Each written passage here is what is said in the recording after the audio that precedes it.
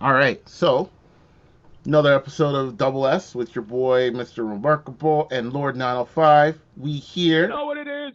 Yeah. So, we're going to talk about the, I guess, the recent strike, if you would, from Black TikTok. Yeah, yeah. Social media strike on TikTok. Basically, what has happened is social media has been going through this entire epilogue where a lot of their creators of the original dances, a lot of these TikTok trends, and a lot of these like viral movements are from the urban culture, and never have they been compensated for their work. Usually, what you see afterwards is after they create dances and they create these trends, a lot of can we say Caucasian influencers take over the exact same material, and then they're on Jimmy Kimmel Live doing the dance. They're on just not giving credit to the original creators. So a bunch of them have gotten together and have decided to basically create a strike where they are not creating any challenges, they're not doing any more dances, they're not doing anything, and TikTok has felt the ripple effect. Where Mm. even to Meg the Stallion's new video that she just dropped, the numbers are not high enough, and they're dropping daily because there's no challenges being met. What do we think about this? I mean,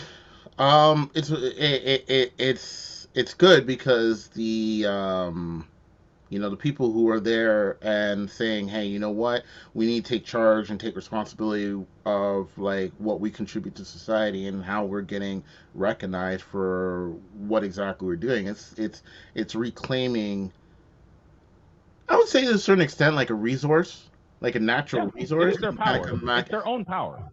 Yeah.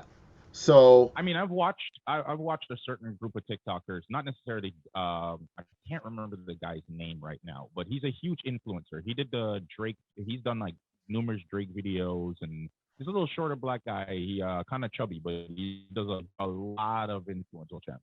Fine, mhm. I'll find the link and post the stuff down later. But basically, I watched him in a conversation, and he was in a room full of rappers.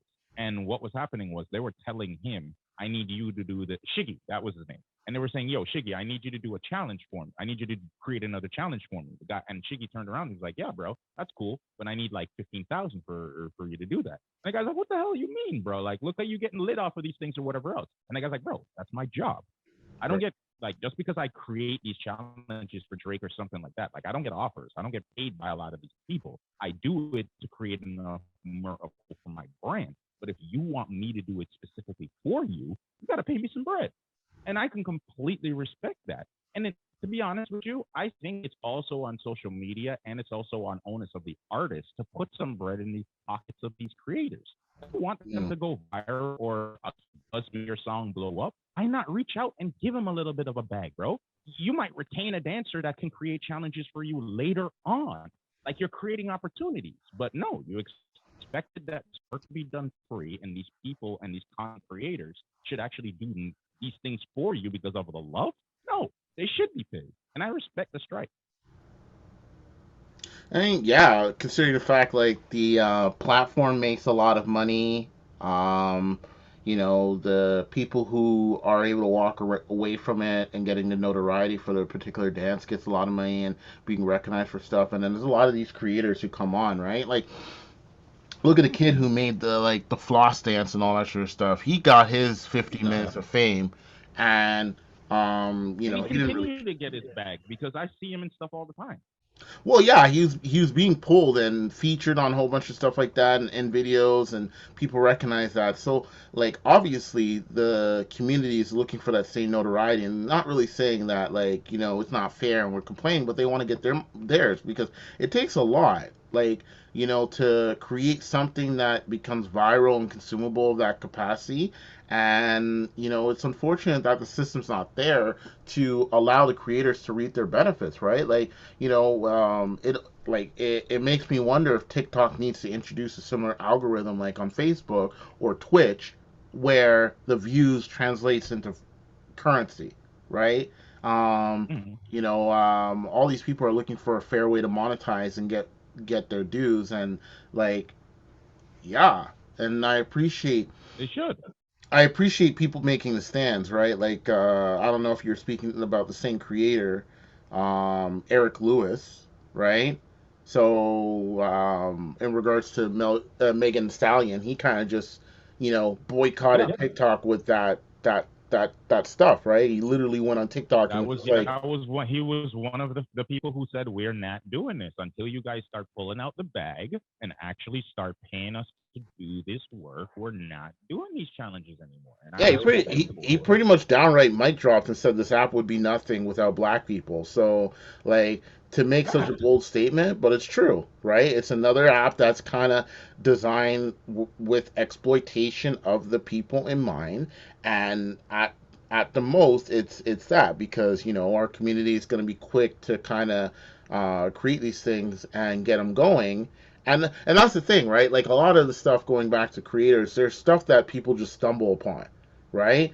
But these Hmm. creators are actually putting in time, going through the steps, trying to queue things up and blah blah blah, and then they work hard and diligently in order to get it done. And Very. like it's urgency too, right? A new track comes out, and then you could imagine all these kids just going around trying to figure out dances or being inspired to do something, and knowing Bro, that they're under look at that girl who created the runaway challenge.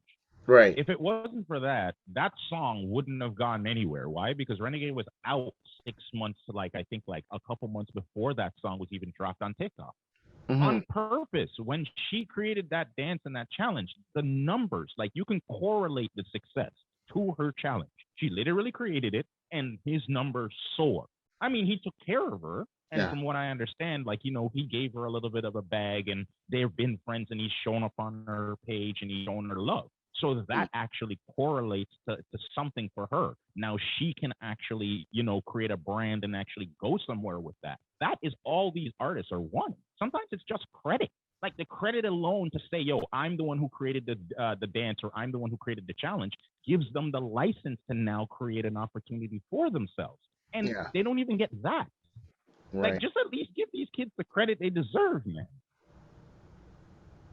Like, I get sick of watching this stuff when I see one of these like people who you damn well know didn't invent the dance and all of a sudden is blowing up off terms of it. And you can see it in real time. Like you just saw the dance yesterday. Now you see this guy doing it and he's got 121 million views. And you know that girl was working her butt off to create that. Because all them dances and all that shit, hitting it and doing all them moves on timing and all of that, that's choreography. That's like them working. That's hours of taking time out of your day to create that dance. You didn't Well, just yeah, stumble on it. yeah, and like just doing some research on the people we're supporting about, and Kaylee Castle, who is another content creator, is pretty much saying that like the strike is to send a message to saying the business model of the app doesn't help, right? Like they're putting in long hours. Think about it. These Mm-hmm. dances are choreographed dance, and whether or not they're doing it themselves or doing it with a group, it takes time, right? As artists ourselves, with you in the music and me in media, it takes time. And the Filming, worst thing in the world is when people don't value the amount of time it takes you to do anything, right? Like my bro, biggest pet peeve is when bro. I get asked to do photo gigs and I throw out a price and people are like, why so much? And it's just like, bruh, like, you know, like What you mean so much? I'm giving you a discount, my dog.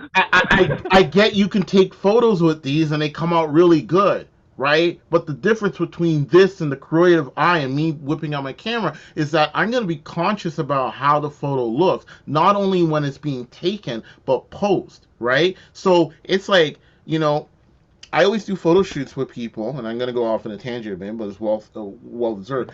And I No, you're a always, creator. You're allowed I, to. I always get clients coming back and being like I'll hear them while I'm setting things up and like, oh, like he took the photo and then he came back in and he fixed this and he tied my shoelace and he removed this shrub and all that sort of stuff. And I'm like, yeah, because of the fact that at the end of the day, I'm invested in how well the photos look, not just because I want to get paid, but it is an art, right? And I'm gonna take the It's your time to make work. it right. It's a representation and an extension of what I do. So yes, I'd like to be compensated initially, and I'm glad that the system allows in most cases where I'm not starving for money. Because like when I Mm-hmm. started, I used to take bullshit jobs for cheap, and the biggest thing I hated Okay. was underquoting myself for a job, doing all this work. The person runs away knowing that they're going to steal. And I sat there and I invested a good like 40, 50 hours in photos and only getting paid like a couple of $100, right? So, Mm-hmm. yes,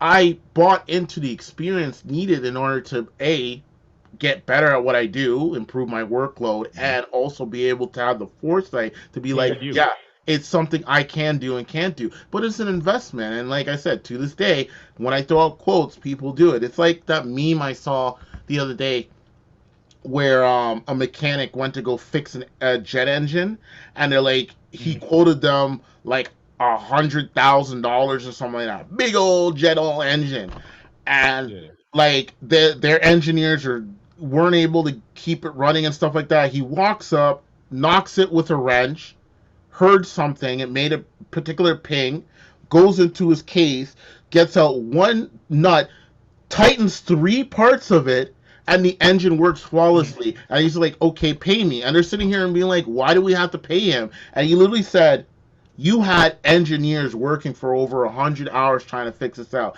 My experience allowed me to fix this in 10 minutes. So 30 that's seconds. what you're Yep. paying for. You're paying for that experience that your engineers don't have yet. And they're like, Mhm. fair, right? So, Bro, you know, I can correlate the same thing. Because right. being a performer, it's the same thing. It's like when you walk into a building, and we used to have these huge things here called pay to play, where a lot of these guys would try to sucker the what still exists now, where Yeah. they try to get the younger guys and the younger talent who don't have any experience to sell the tickets for the show, rather than the promotion block doing the work and getting enough people into these shows. And it got to the point where you had to take your assessment of yourself as a talent and realize, am I, what am I doing? Why am I creating, like, I need to sell tickets for shows regardless, Hmm. but why am I doing it for him? You need to take the assessment and realize that, okay, if I'm going to book a venue and you're going to go through all of this work, do it for yourself, because a lot of these people didn't understand the correlation between it. Yeah. You had to get people in the building to watch a show, but that was a lot of fucking work, bro. And a lot of the time, none of these MCs got paid for that, and they Yeah. just used us to get these shows packed, get these big artists paid. They go out, and then they never ever correlated anything back to like these MCs who worked their butt off to put these shows together. And it's Yeah. the same thing. If Yeah. nobody did the opener on the show and it was just the guy who comes here from out of town, I guarantee you those promoters wouldn't be selling any tickets. Why? Well, Because the amount of work they got to do. at the end of the day, it's a certain degree of padding in order to make it worthwhile. Because, like, if you just had an artist, a feature artist, come in and do a live concert, and maybe they drop like anywhere between 7 to 12 songs. I say loosely because I've seen Mm-hmm. especially a lot of hip hop artists, like they don't even get through an entire track. They might do like the first half or the first third of the track and skip through and Mm-hmm. say, yeah, I ran through my 12 required Keep it songs. moving. Digress. You need that. And at the end of the day, right, like this is a new platform. It's easily accessible for both clients and customers and content creators. So you can't say the Mm-hmm. ease of access is a justifiable thing to say, oh, it doesn't, because we all know they make money, We don't need to right? pay you. Like Yeah. like Facebook Bro, wouldn't. TikTok is making billions of dollars. Get out of here. Exactly. Facebook wouldn't have bought Instagram if it wasn't worth it. Even though it's a free platform, TikTok wouldn't be where it is. They offer business options now and those. So there's a certain degree of monetization that comes out of it. And at the end of the day, all they're really saying is saying, you know what? Like, you make billions, and it's reminding people that that money doesn't get trickled down to the artist. It's so hard. Like, even us as Yeah. content creator, right now, it's a passion that's driving us. We're investing in our project, and we haven't gotten a Mm-hmm. return on investment yet. Whoa, right? It takes a certain Oh my degree of, goodness. right. It takes a certain degree to qualify in order you get there. So yeah, is it worth it? Yeah, a lot of people make a living But off we put of it it. but we understand this as content creators, understanding that you put in the hours. Like, I think it's the 2,500 hour rule we all live by. You put in 2,500 hours, you can basically call yourself a professional at most of the things you do. Because most people will not put that amount of time into anything. Like, if a gardener puts 500 hours into gardening, he's pretty goddamn at it. You see what I'm saying? Yeah. It's like, I call it the 2,500 hour rule. If you're one of those people who are putting more than 2,500 hours into something and you have dedicated your life to something, you should be compensated for it, regardless of whatever it is. If it's picking up trash, if it's installing light bulbs, I don't care. you should be compensated for your work. There is Right. no such thing as free game. Like somebody told me at the beginning of my career, and it stuck with me for the rest of their life. He says, "Bro, you want like it was a studio producer says to me, bro, you want me to come in here and produce you for free? What does that do for me?" I'm like, Yeah. yo, but I'm gonna be a hard artist, and I couldn't explain it to him.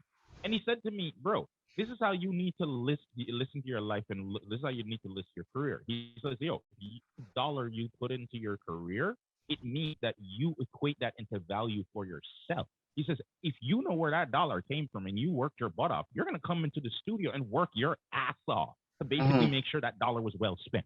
You're not coming here to get something for free. You're coming here to get work.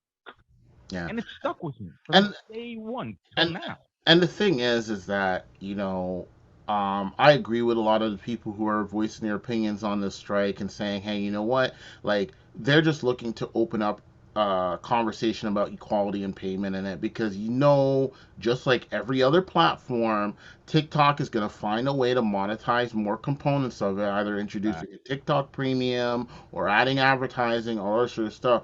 And the company will continue making money, the developers will continue making money, and the people who are actually creating the content that's being consumed aren't going to be in a position to say, yeah, I can monetize this and make it. Like, these people aren't asking to be like, yo, I'm going to quit my Monday to Friday 9 to 5 or whatever without the work, right? Like, if you Yeah. make it, then that's a different story.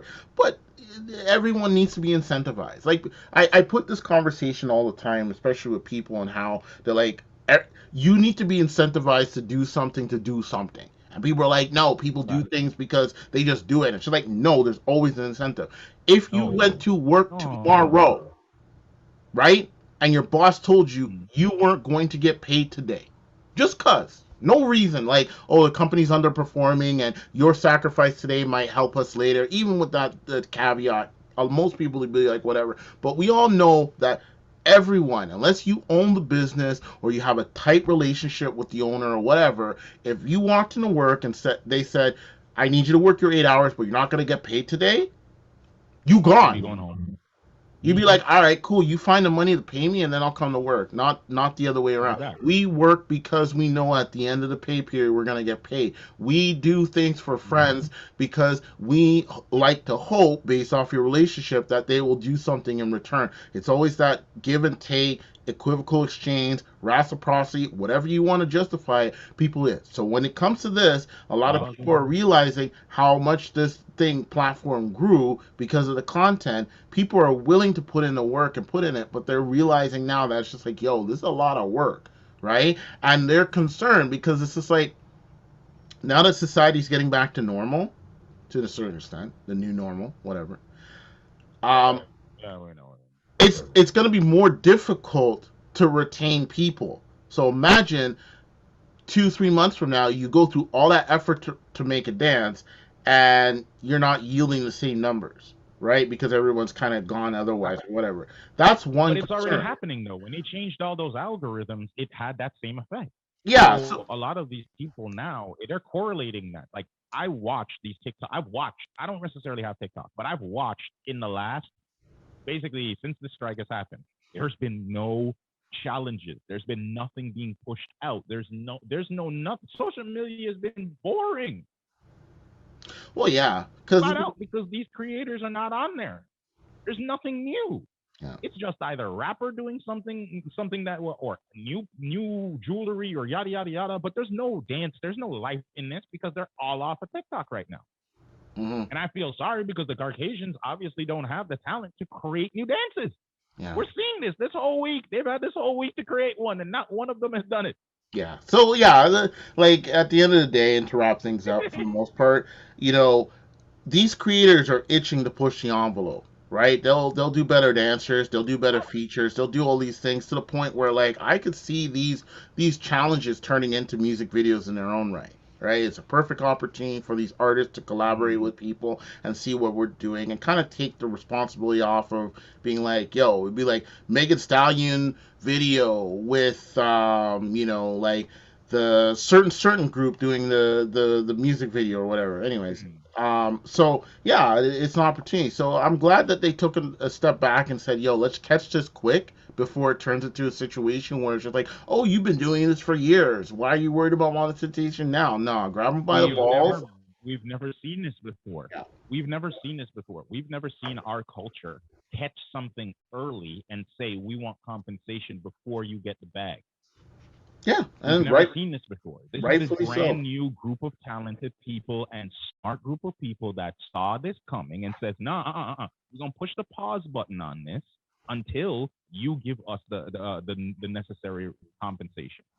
Yeah, And I think that's enough. But yeah, you tell us, is the TikTok challenges, is it necessary for them to continue? Should they be compensated? Or should they just do it for the love? You let us know in the comments below and tell us what you think about this. And until then, keep tuning in, keep watching, and let us know in the comments below what type of topics you want us to discuss. Because we are a comment driven show on this show, and we like hearing you guys' opinion. So please let us know what we should cover, what you think we should actually start talking about, maybe some new show ideas. yeah. Sounds about right. So yeah, appreciate your time as always. Until next one, you guys take care and walk good.